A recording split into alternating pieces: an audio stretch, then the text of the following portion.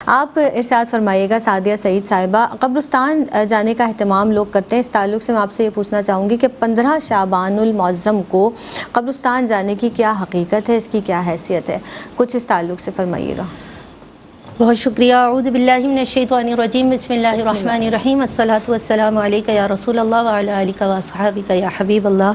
آپ نے بہت خوبصورت بات کی۔ اللہ رب العزت سے دعا ہے کہ اللہ رب العزت ہمیں اس رات کی اہمیت اور تمام راتوں کی اہمیت اور آقا علیہ الصلوۃ والسلام کے لائے ہوئے دین کو سمجھنے کی توفیق عطا فرمائے۔ دیکھیے، آقا علیہ الصلوۃ والسلام نے بھی اس رات کی فضیلت کے حوالے سے بتایا، لیکن اس سے پہلے اگر ہم ماہ شعبان کی بات کریں تو دیکھیے شعبان کے اندر ہی، یعنی شعبان المعظم کی یہ رات آتی ہے،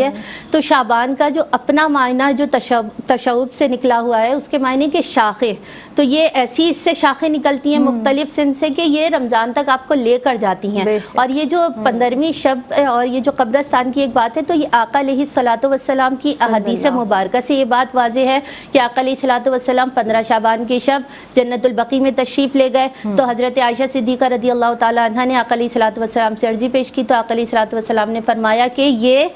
15 شعبان کی شب ہے، اللہ رب العزت اس دن بنی قلب کی بکریوں کے بالوں کے برابر لوگوں کی مغفرت کرتا ہے۔ تو اس رات کی فضیلت آقا علیہ الصلوۃ والسلام کی احادیث مبارکہ کی روح سے دیکھا جائے تو بطور فضیلت بھی ہے اور سنت مبارکہ بھی آقا علیہ الصلوۃ والسلام کی کہ قبرستان جانا چاہیے۔ اور ویسے قبرستان 15ویں شب کو جانا آقا علیہ الصلوۃ والسلام کی سنت، اور گاہے بگاہے کیوں جانا چاہیے، اس کی جو حیثیت اور فضیلت ہے ہمیں پتہ ایسے چلے گا کہ دیکھیے انسان اس جہاں میں رہتا ہے اور مختلف برائیوں میں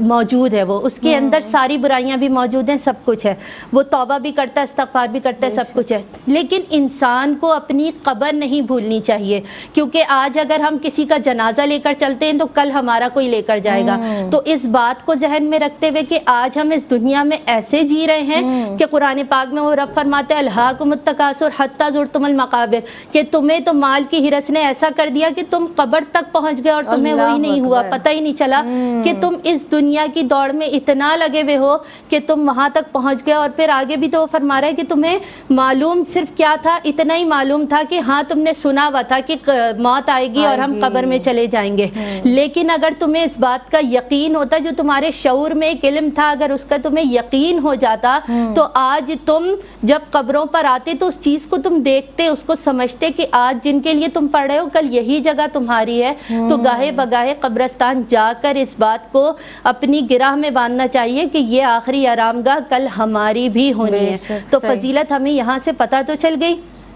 کہ ماہ شعبان کی رات ہمیں قبرستان جانا چاہیے۔ اب قبرستان جا کر کیا اعمال ہے، دیکھیے آقا علیہ الصلوۃ والسلام کی سیرت مبارکہ سے پتہ چلا کہ آقا علیہ الصلوۃ والسلام نے دعا فرمائی،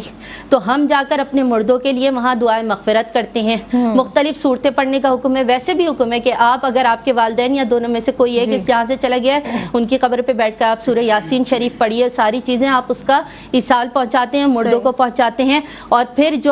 جو بھی کچھ پڑھتے ہیں اس کا ثواب آپ کے نامہ اعمال میں بھی لکھا جاتا ہے۔ تو قبرستان اس رات میں بھی جانا اور ویسے بھی جانا، کیونکہ ہم اپنی قبروں کو اس جہاں کی رنگینیوں میں رہ کر بھولتے جا رہے ہیں، جب تک ہم وہاں جا کر کیونکہ آقا